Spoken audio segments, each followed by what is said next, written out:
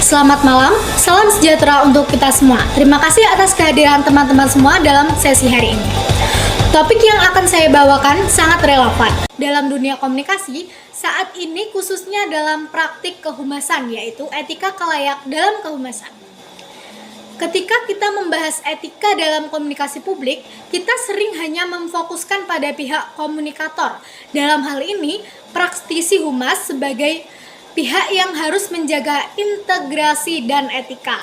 Namun, yang kerap terlupakan adalah bahwa khalayak atau publik juga memiliki peran yang tak kalah penting. Mereka bukan sekedar penerima pesan, tetapi juga bagian aktif dari ekosistem komunikasi yang sehat. Apa itu khalayak? Etika khalayak mengacu pada tanggung jawab moral dari publik dalam menyikapi, menanggapi, dan menyebarluaskan informasi yang mereka terima. Di era digital seperti sekarang, di mana semua orang bisa menjadi penyebar informasi, pentingnya bagi kita untuk menyadari bahwa setiap tindakan kita terhadap informasi punya dampak. Mari kita bahas 3 prinsip utama dalam etika khalayak. 1. Bersikap kritis dan cerdas terhadap informasi. Kita hidup di era informasi, di mana setiap hari kita disuguhi ribuan bahkan jutaan informasi. Namun tidak semua informasi itu benar, akurat, atau relevan. Sebagai khalayak yang etis, kita harus mencari sumber yang kredibel sebelum mempercayai sebuah informasi. Memverifikasi keaslian data atau mempertanyakan dari praktisi humas atau instansi. Tidak langsung menyebarkan berita sebelum memastikan kebenarannya. Contohnya, ketika sebuah perusahaan mengeluarkan pertanyaan tentang produk mereka, kita sebaiknya tidak langsung memuji atau mencela, tetapi mencari informasi tambahan. Kita harus bisa berpikir kritis, apakah ada bukti yang mendukung, apakah informasi tersebut lengkap.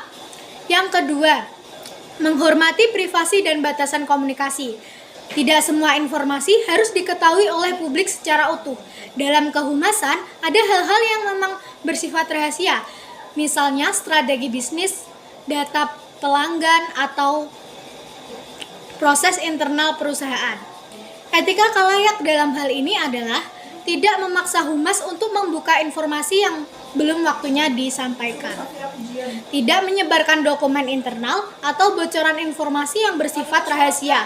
Menunjukkan sikap pengertian jika suatu informasi memang tidak bisa dijelaskan secara terbuka karena pertimbangan etika atau hukum. Menghormati privasi dalam komunikasi ini adalah bentuk kedewasaan kita sebagai publik. Kita belajar untuk menahan diri dan memahami bahwa transparansi bukan berarti semua harus dibuka tanpa batas. Yang ketiga, berpartisipasi secara konstruktif. Komunikasi publik bukan komunikasi satu arah, maka khalayak juga punya peran penting untuk memberikan umpan balik, baik berupa kritik, saran, maupun pertanyaan. Namun, partisipasi ini harus dilakukan secara etis. Artinya, kita menyampaikan kritik dengan bahasa yang sopan dan membangun.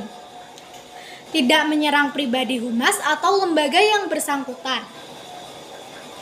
Menghindari ujaran kebencian, sarkasme, berlebihan, atau provokasi. Khalayak yang etis tahu bahwa opini publik itu berharga dan harus digunakan untuk memperbaiki, bukan menghancurkan. Di kasus singkat, mari kita ambil sebuah contoh kasus.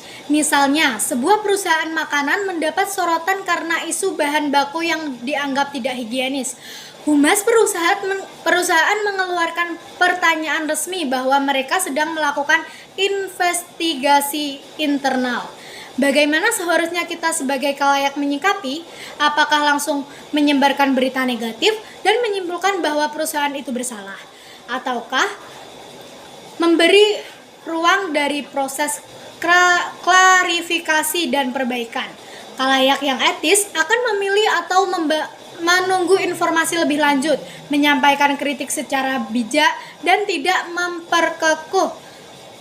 memperkeruh suasana di media sosial. Sikap seperti ini menciptakan ekosistem komunikasi yang lebih sehat. Etika di era digital. Di zaman sekarang, kita semua terhubung lewat media sosial. Ini berarti kita semua punya kekuasaan untuk mengaruhi opini publik. Maka etika layak juga harus menjangkau ruang digital. Beberapa etika digital yang perlu kita pegang. Jangan langsung memviralkan sesuatu tanpa klarifikasi. Hindari komentar negatif tanpa sadar. Hargai perbedaan pendapat dan jangan menjalari media sosial sebagai ruang konflik. Sebagai penutup, saya ingin mengajak kita semua untuk melihat diri kita tidak hanya sebagai penerima pesan, tetapi juga sebagai bagian dari komunikasi itu sendiri. Etika bukan hanya milik komunikator, tetapi juga milik kita semua sebagai khalayak. Mari kita menjadi publik yang cerdas dalam menyaring informasi, sadar akan batasan komunikasi, dan aktif memberikan kontribusi yang membangun.